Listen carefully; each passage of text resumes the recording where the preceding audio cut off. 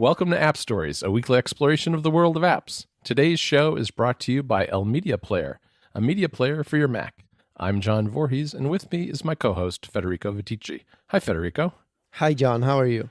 Good, good. We got a lot of feedback about RSS readers from last week, didn't we?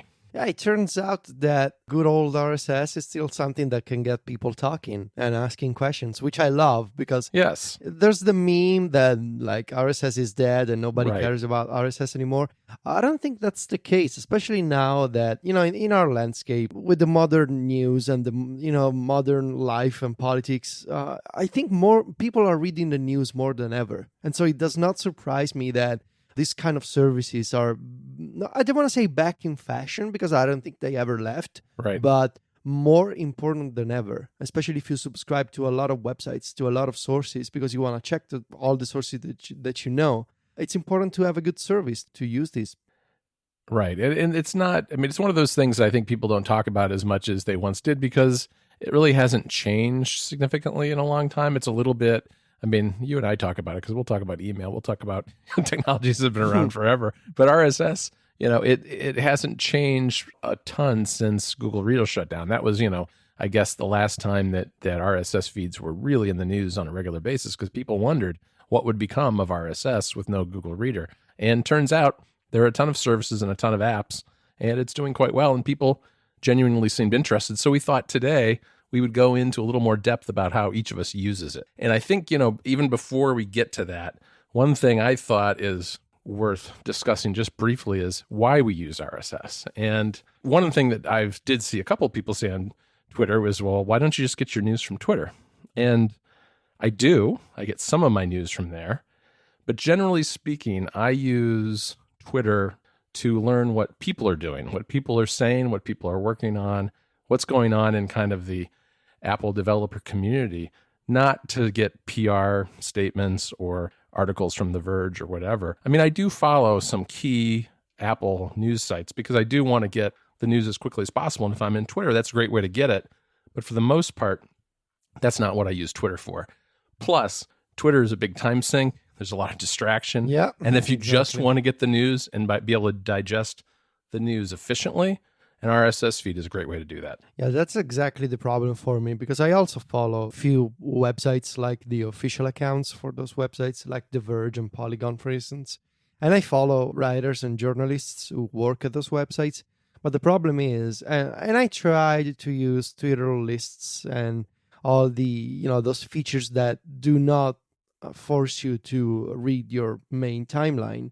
But the problem is that you're gonna be distracted anyway, and it takes a lot of good intentions to say I'm gonna open Twitter. I'm not gonna be distracted by replies or DMs. I'm just gonna read the news. You're gonna see clutter. You're gonna see something else. You're gonna see the funny video, and you're gonna see the thread that you want to read, and you're gonna be distracted. So that's not the kind of environment that I think I want to spend like a solid 15 minutes sifting through the news to see what's interesting, what's trending, or for example, what the blog that publishes just a couple of articles per month has just posted. So I think, especially in my case, I've been trying to cut back on the time that I spend on Twitter.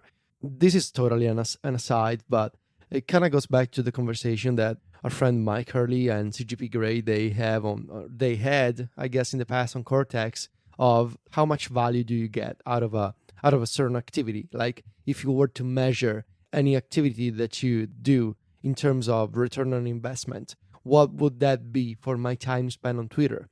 And I think in the past, when Mac Stories was new, and I needed to know more people to get in touch with developers, I thought spending a couple of hours on Twitter every day is a good investment for me because it allows me to do networking basically. Right. But these days, and I totally do not want to brag, but I think we are in a position where Mac Stories is relatively well known among the community, and I do not need to do as much networking as I used to. And so I started asking myself a couple of months ago, like, this couple of hours that I spend on Twitter every day, and I know because I'm time tracking myself, is it really worth it? And the argument was, well, it's worth it for the news. But then I realized I use RSS for the news. Is it better if I open Twitter every 15 minutes, and then I end up wasting like 30 minutes? Or is it better if every half hour or every hour I just open Inoreader and I see what's new?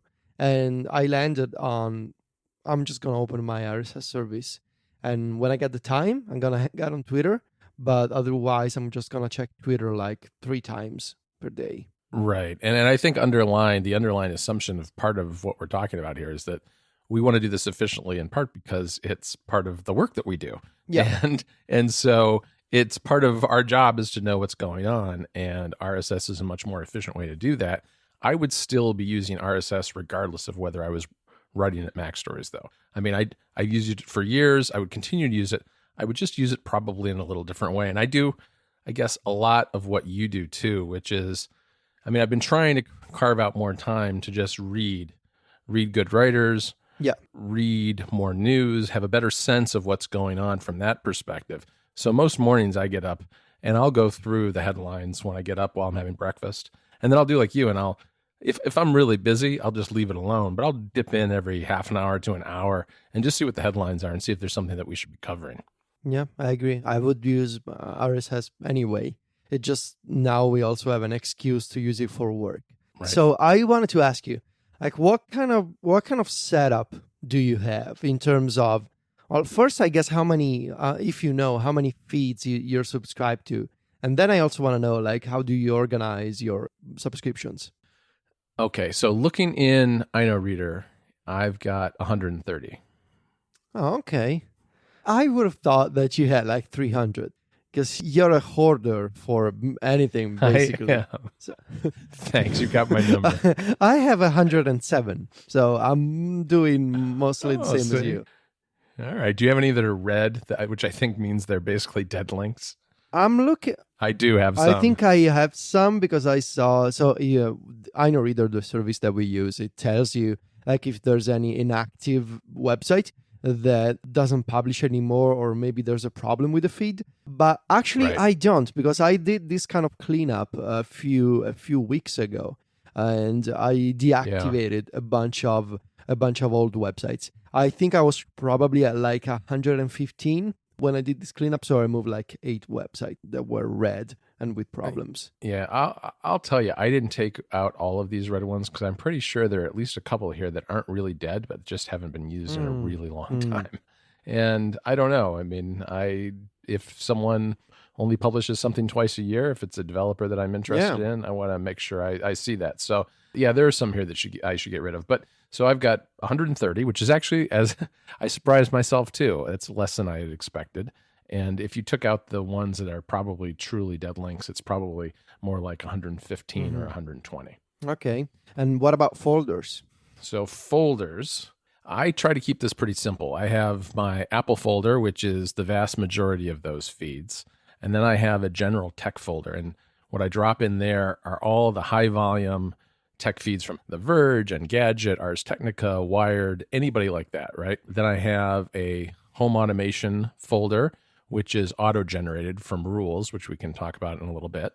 And then I have an other one, which is there's not much in there right now, but that's the kind of place where I would put video game publication feeds, for instance. I wouldn't put that in the general tech. And then we'll get into filtering and rules and things and how I deal with what goes in those folders. But those are the main folders. Okay. How about you? So I have the Apple folder, which is obviously where I follow a bunch of Apple-related blogs and websites, and also Mac Stories, because I need to check my own RSS feed and make sure it's working. I got the tech folder, and right now, let's see, it's got The Ringer, The Verge, BuzzFeed, and Tech Meme. So I can have like a general overview. And I really like The Ringer. I was not familiar with this publication until a few months ago. I really like the essays. Yeah, I've never heard of it either. I'll have to check it out. Yeah. Then I got my other folder, which is actually quite the populated one. This is all about like personal websites, like Daring Fireball, for example, is here. Or there's Mac Drifter by my friend Gabe. There's Mac Sparky. All those kinds of personal blogs. There's Marco.org. Sure. You know, Marco doesn't blog much anymore. Then I have, let's see, the software folder, where basically blogs by software companies. So like the One Password blog or the Icon Factory blog is all in here. So all about software. Then I got video games, where it's all video game websites, some highlights, Polygon, the PlayStation blog, Eurogamer, and Tiny Cartridge, which is my favorite, portable game websites. Then this is going to be interesting for you. I have 2 folders. One of them is called YouTube and the other is called Twitter. Now you may ask, why would you keep YouTube and Twitter in your RSS feed? Yeah. So in Twitter, I plan on adding more of these sources. But right now I have Tim Cook and Phil Schiller in the Twitter folder of Inoreader. And my idea is that, if they tweet something, I don't need to be caught up with my Twitter timeline to know. So I can still see updates in Inoreader, which the service has a feature to turn Twitter accounts into RSS feeds. It works really well. And yes. I think Feedbin also recently rolled out this feature. And on Feedbin, I think it looks nicer than in Inoreader because they do inline image expansion. So you can see image attachments in the Feedbin web app. Inoreader shows you like links and the text of the tweet, which is fine. Fine. Yeah, so I do something similar, although I like what you're doing. I think that I'll have to steal that. But what I've been doing is taking Twitter accounts from products that I want to follow, that I don't want to clog up my regular timeline with. And for instance, Philips Hue has a developer blog, a developer Twitter account, and with ideas on what you can do with your Hue lights. So I've been following that. The problem is I haven't found a good way to filter out the @replies. And the problem with @replies is, especially with product type Twitter accounts, is that's a lot of what they do is respond to people's questions and problems with their products. And I really don't care for the most part about that. I really just want to know, oh, we've got a new blog post and it tells you how to do this with your lights or whatever it happens to be. Yeah, that's a good idea, but I can relate to the problem of filtering our replies. I'm not sure whether Inoreader does a good job at this because both Tim Cook and Phil Schiller, they tend to not reply to people. I mean, Phil sometimes does, but not very often. And then in YouTube, what I do is I keep, right now it's just CGP Grey and MKBHD, but the idea is the same. Okay. I don't need to waste time on YouTube and to open the YouTube app to see if there's new videos by these two channels. So I keep them in Inoreader. I'm basically trying to, what is most important to me in terms of updates, I can keep in Inoreader without having to go to the main service and therefore to my Twitter timeline or to the YouTube homepage. So I'm basically finding a way to stay up to date. So like if I open Twitter and everybody's talking about Tim Cook, I know what that is about. But I want to limit distractions. So I think RSS, especially the modern flavor of RSS with these services that try to branch out and integrate with Twitter and YouTube and other types of feeds, is a great idea if you want to limit distractions in that way.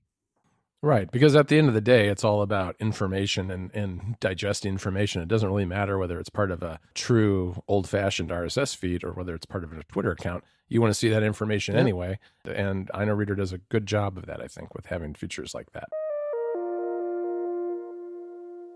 Thanks to L Media Player for sponsoring App Stories this week. L Media Player is a sophisticated media player with some great built-in utilities. The app supports 4K content for high-quality playback and hardware decoding for smooth playback of H.264 and HEVC and H.265 content. This app plays back an amazing array of file formats. There's even a setting to play back SWF files. There are some great design touches here, too. Playback controls fade out of sight when the video is playing and can be dragged around to any spot in the window to keep them out of the way of what you're watching. L Media Player has lots more up its sleeve, though. You can use it to download videos from over 1,000 sites, including YouTube, Vimeo, and Dailymotion, to name just 3 of the hundreds it supports. The app has its own purpose-built browser to make it simple to do so. Another cool tool is the ability to create screenshots or a series of screenshots from playing video. There's all kinds of other details for playback too. You can AirPlay without converting files first. There's all kinds of subtitle support, multi-audio track support. the ability to watch online videos directly in the app, and adjustments to all sorts of things like color, brightness, contrast, as well as a graphical equalizer with presets for audio enhancement. That's a whole lot of features. You can download the app today and try it for free, but I think you'll want to try out the Pro version, and we've got a very special deal just for our listeners. There's a link in the show notes. Use that, and you'll get 30% off the Pro version of L Media Player.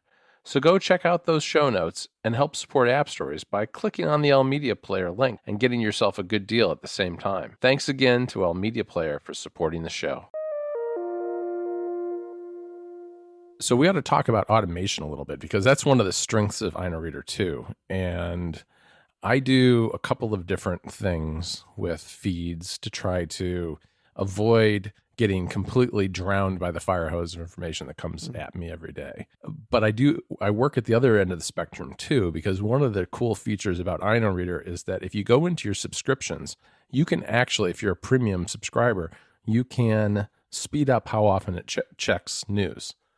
And for, how often it crawls a site depends on, I think, things like how many people are subscribed to that. And so for a lot of sites, like, you don't have to do this for something like The Verge, because everybody subscribes to The Verge and Inoreader checks it all the time. But say it's the Apple developer news site, which is something that we find a lot of stories from. It's not subscribed to by nearly as many people. So I've sped that up so that it checks it like every 5 or 10 minutes, so that if some kind of big developer news hits, I know about it right away. That's a good idea. I think I was aware of this feature, but I haven't checked it in a while. So I'm looking now at my subscriptions, and some of them are real time, Yep. Others are like every 10 minutes. And I'm wondering whether I did this or if it's about some kind of protocol that supports real-time updates.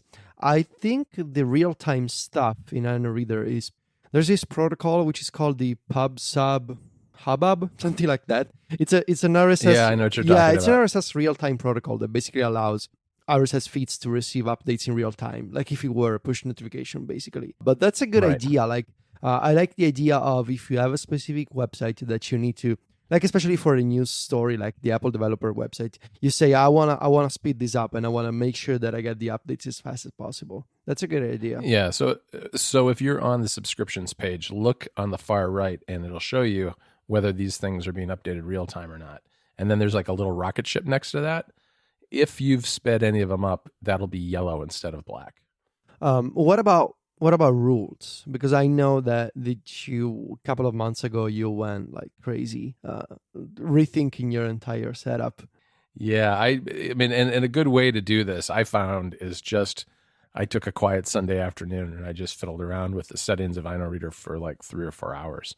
But I do two things. There are filters and there are rules, and they're good for two different things. Filters are great for sites that I wouldn't normally read, and I just want to pull the needle out of the haystack. So I think we talked about this a little bit in one of our Unplugged episodes for Club Mac Stories listeners, but the filters I have are on sites like, say, Billboard or Variety, because, Apple's pushing into doing more and more original content in the entertainment industry, and a site like Billboard has stories all day long, dozens and dozens of stories. So I set up a filter that looks at the Billboard feed and only sends me things with keywords that have been matched. So Apple Music, Eddie Q, Tim Cook, Apple, things like that, HomePod. And I only get those stories. And those are stories that I would probably otherwise miss or have to see only after someone else on some other Apple blog found them. So it's a way of getting those a lot faster. And I like the way that you can set up rules and actions on Inoreader, the way that it's really similar to, for instance, how you would set up like a smart mailbox on Mail for macOS. Right. Essentially, what you do is you set up like a set of conditions to say whether it's a new article or if there's a match for a keyword, either in the title or the content of a website. You basically set up a bunch of triggers, and then you say you can either match all of them or you can match any of them. and then you execute an action on that item in your subscriptions. So you could, for instance, you can say if there's the word Federico in the body of a post, automatically mark the article as read because I don't want to hear about Federico ever again. Or if it's if Nintendo is in the title, you can say assign a tag to that story, or even send me a push notification. Because Inoreader, especially, I think only if you use the official app on your iOS device, you can receive a push notification, like a custom one, generated by an automation rule. So that's pretty cool. And what I do is, I haven't gone crazy with these automation features, but what I do is I set up a lot of filters last year, like ranging from politics, especially the US politics, because I don't need to know all the details of Congress because I don't live in the United States. So like really? Yeah, so the laws that you pass, those details, I go to CNN and the New York Times to read the general news. I don't need to know about the details of new regulations. Or for example, US carriers. So many tech websites, they talk about AT&T and Verizon and all, and T-Mobile and Sprint and all of them, yeah. So many posts about US carriers. Other brands that I'm not interested in, like there was something about like Amazon a while back about like they're opening a new HQ in a city that there's like a contest of multiple cities. I don't really care, and so I try to find the keywords necessary to mute those types of articles. That's what I do. I try and I take a, like when I'm scrolling through my unread articles, I try to see if there's anything here that I really don't need to see in the future, because I'm never going to be interested in this. And if I find something, I have a single, this is probably not the best way to do it, but I think it's the most convenient for me. I have a single rule with like hundreds of filters. You could do this in a different way. You could say there's my rule for politics, there's my rule for sports, there's my rule for Amazon, and so forth. What I do is a single rule called mute and like 200 filters for keywords inside. I do the exact same thing, although it's not nearly as extensive. I call mine exclude, so it just takes those right out. I have another rule that I use, which one of the things you can do with rules is that you can apply them to folders, which is really handy, and that's why I have all those high volume sites in a general tech folder, because I can do a rule that just looks at those and pulls out the Apple news out of all those high volume blogs. I can have it send me an alert, which I do, or I just tag them, and then I can go into my RSS reader client and easily read those really quickly without having to see all the posts if I'm busy. It's a great way to just pull out that Apple news, and the reason I do it this way is because I still want to see what Engadget and The Verge and TechCrunch and Ars Technica and all these sites that publish dozens of articles. I still want to see what they're saying. I still want to scan those headlines if I have time during the day. But if I don't, I want to make sure I absolutely still see what they're saying about Apple. That's I never done that. Moving to folders. Mm-hmm. That's an interesting one. What I do, although it's not really automation, it's saved searches. In Inoreader, you can search for something across your subscriptions. And when you like, for example, I have one for iOS and another for iPad. So whenever, and these are saved searches. So at any point, I can click on the sidebar in the web app, and I can see articles pertaining to that search. And these searches, they sync up to clients on iOS, usually as like folders. So they appear in the sidebar of RSS readers as just another folders. Another folder or tag, I guess. But really, those are searches in the web app. And unfortunately, I don't think it's possible to generate this from a third-party client. So you need to go in the web app and search for something and then say, this is a saved search. So I do that with Safari or iCab on my iPad usually. Do they show up automatically, or do you have to turn on making an RSS feed out of the search, because you can do that too, I know. I think they just automatically show up. So if you go on, I think that's right. yeah, you can get the RSS feed for the search, but if you just set it up, it just shows up automatically in your over the API. And what I like is that you can use operators in search. Mm-hmm. So you can have like parentheses, the dash to exclude keywords. You can have and or operators if you want to really Right. get complex. It's really well done. It is well done. And there's a couple of different kinds of saved searches. You can do searches of the feeds that you subscribe to, but you can also do searches of public feeds. And public feeds, I think, are feeds that are subscribed to by other Inoreader users that they've marked as public. So I found that really handy for finding articles about things like home automation, which might be mentioned in everything from publications about, I don't know, home decorating to tech blogs, right? That's a kind of topic that cuts across a broader spectrum of publications. And by doing that, I can pull in more information than I would normally be able to find just in the normal feeds that I subscribe to. So how do you add new websites? I know that, with 107 or 130, we probably shouldn't add more. Although I have seen readers with like 300 subscriptions. So I think we're doing well by those standards. Yes, I think we are. I think we'll pat ourselves both on the back, but I am very hesitant to add things, but I do add things from time to time, depending on what I see. And there are a couple of different ways.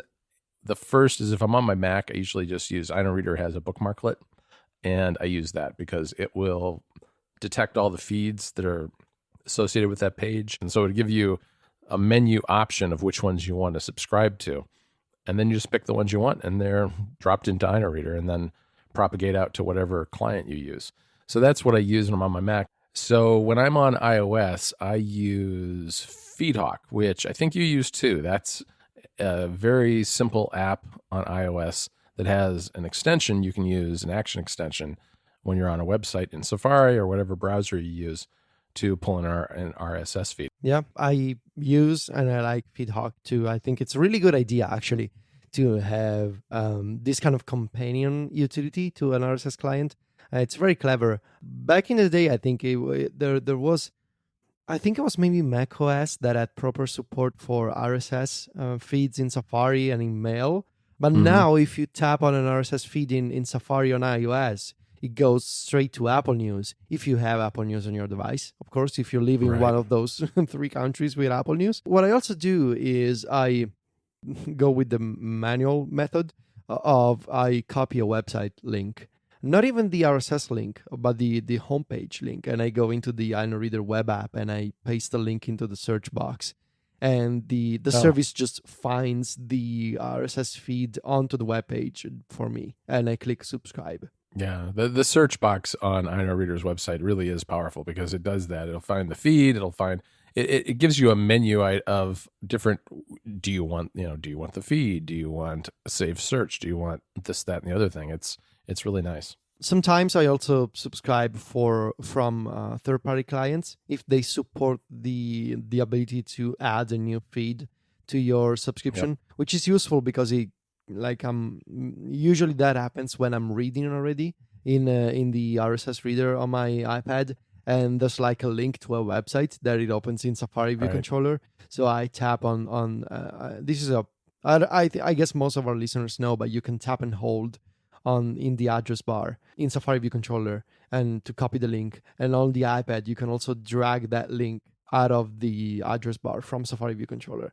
So anyway, I copy the link from there and I go back into the sidebar and there's usually like a plus button and I add the new feed to my list. Yep, I've done that as well. So I think this is a pretty broad overview of what we do. Of course, we like Inoreader because we both use it, but there's other services that have similar feature sets. Newsblur, Feedbin, which I mentioned for the excellent Twitter integration. Feedly also has filters, and I guess Feedly is the more popular option, especially if you do a lot of search Like if you want to discover popular articles, Feedly is probably the best one because so many people use it. And therefore, the kind of signal that you get from Feedly is better than what you would get from Inoreader. But I think Inoreader is a more niche and power user option, which of course is the one that we prefer because that's what we do. Yeah, I agree. I mean, I think it is a good overview. And as we said at the outset of this, I mean, we do this, the way we have this set up is in part driven by the work we do. But I think both of us would have similar setups regardless of whether we were writing about these things too, because I know for years I had a similar setup and I only tweaked it a little bit once I started writing at Mac Stories. So that's it for this week, folks. You can find our show notes over at appstories.net. And thanks again to L Media Player, a media player for your Mac, for sponsoring this episode. You can find both of us on Twitter.